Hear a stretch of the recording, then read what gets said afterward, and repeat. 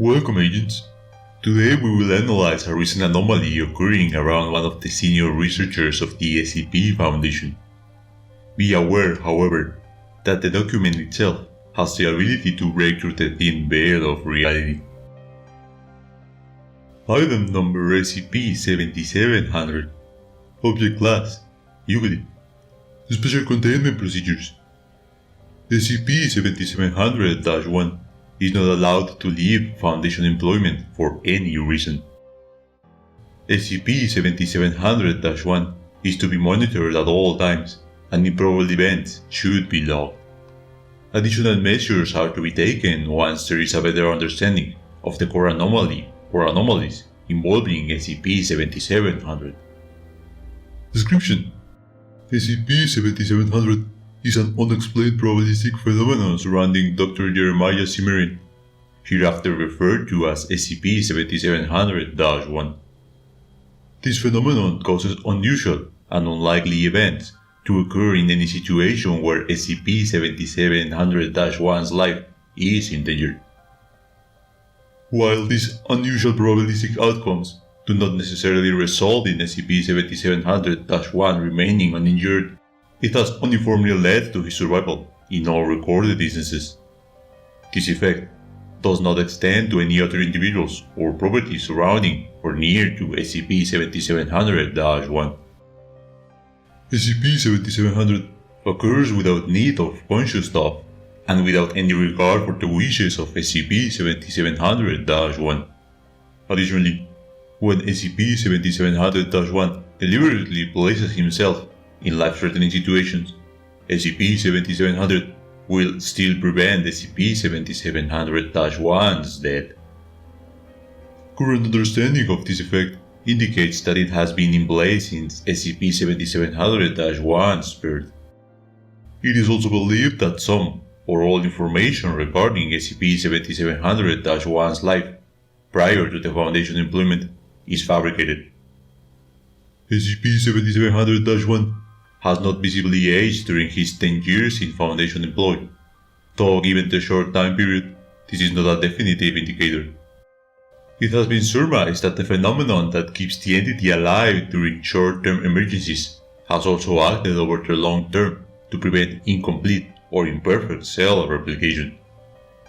Tissue samples extracted from SCP-7700-1 are not under the effects of SCP-7700 and appear to replicate and die normally. SCP-7700-8 Incident Record.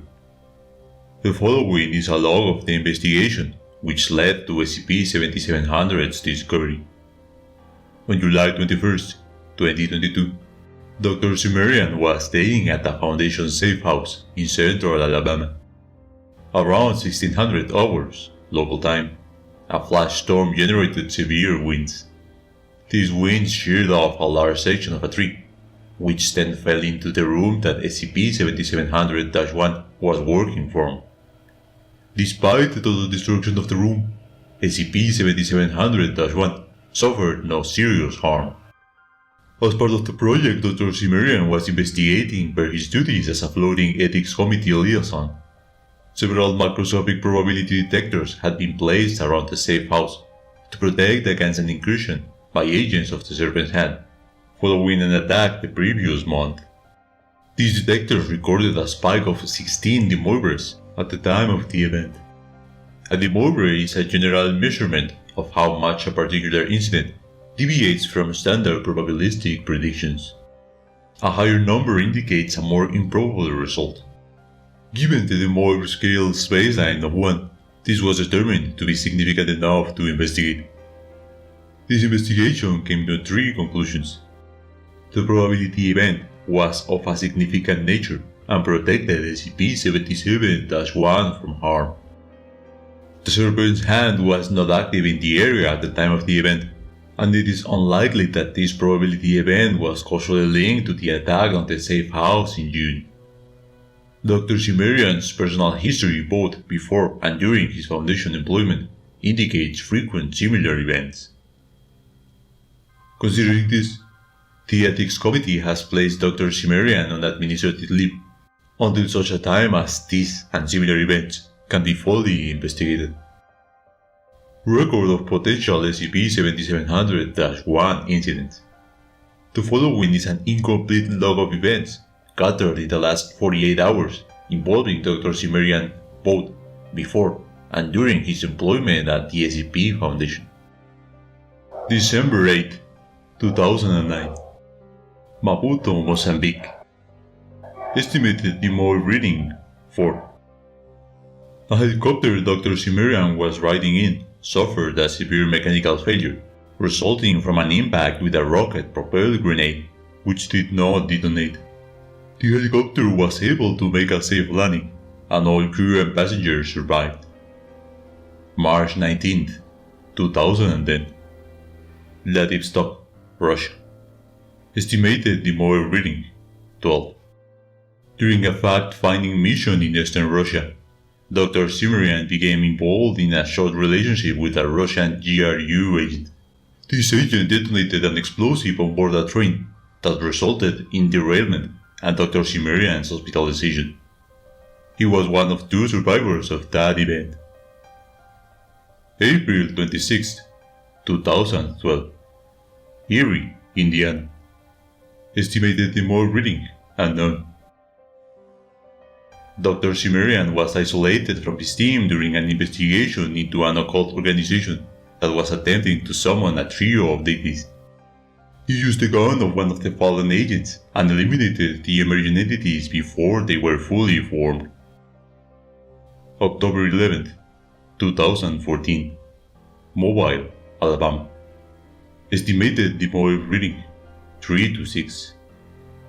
While shopping, Dr. Cimmerian was trapped under 3 silly, post-orthopedic hybrid mattresses for 28 hours.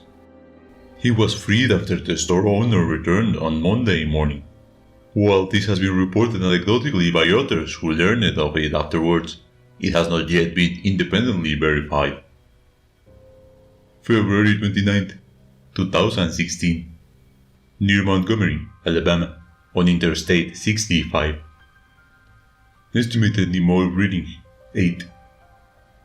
Dr. Cimmerian was involved in a firefight during the transport of a highly dangerous SCP object. He managed to deal with his pursuers, but the vehicle he was riding in was struck by a semi-trailer truck carrying coal. Dr. Cimmerian was the only survivor of both the incident and the following accident. January 12, 2019. Biloxi, Mississippi. Estimated demo reading 24.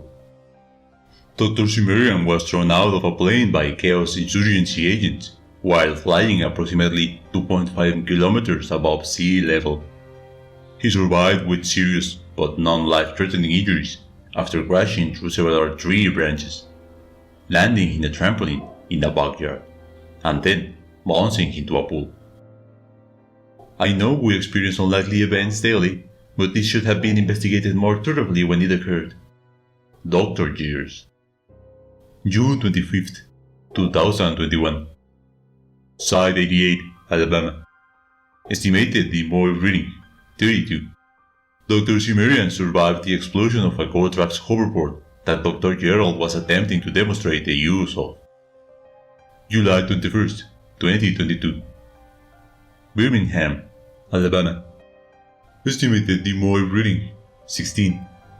As described in the -A log above. SCP-7700-1 interview log. Dr. Gears has performed a post-incident interview with SCP-7700-1. The log of that interaction is below. Date of interview, July 24, 2022. Subject, SCP-7700-1. Interviewer, Dr. Gears. Begin log.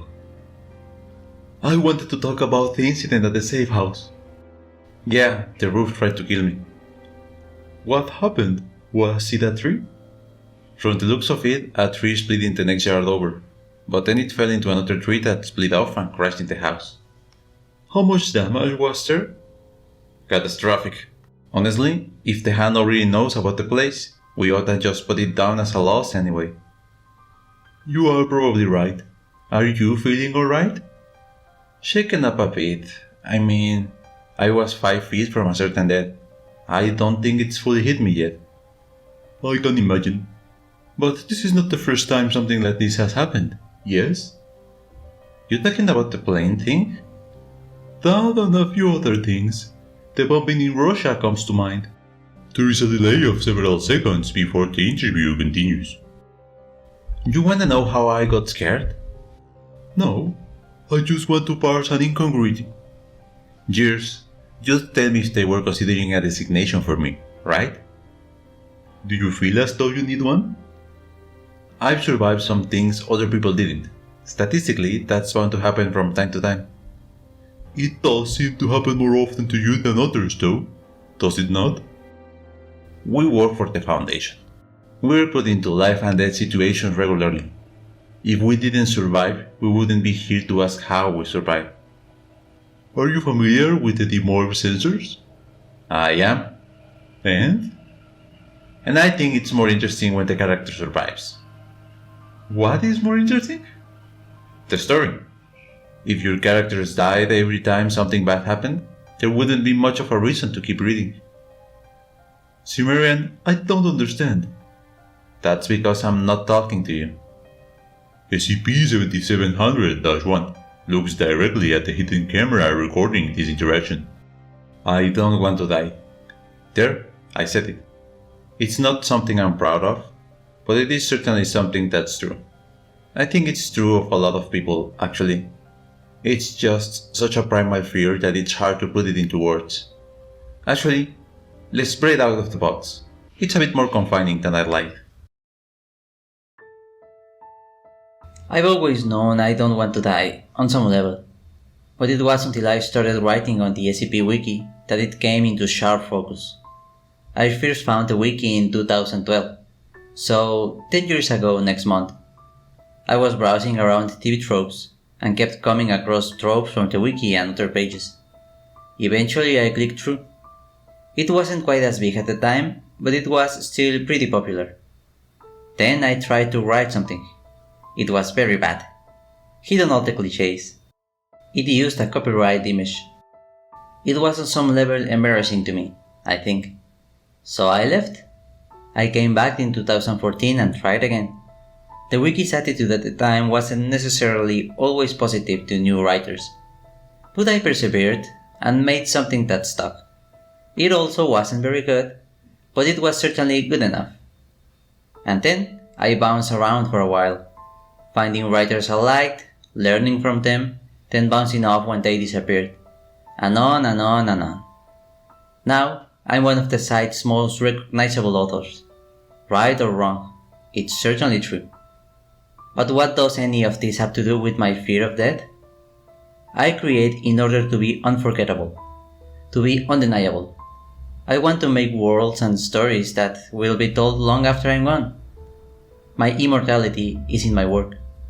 My work is how I breathe. I create a character that hates himself and people love him. I create continents and forests and mountains and nations with long storied histories, and then I shatter them in a moment. It's all there, and it's all part of me.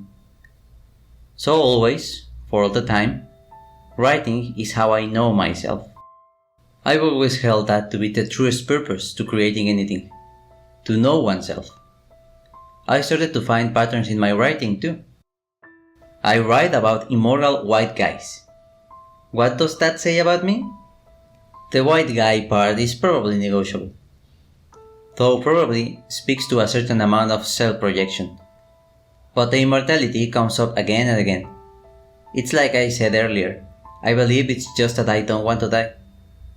Then, 2 days ago, the roof really did cave in on me, and I was left sitting amongst rubble, looking over the heavy wooden rafters that landed edgewise on where my bed used to be.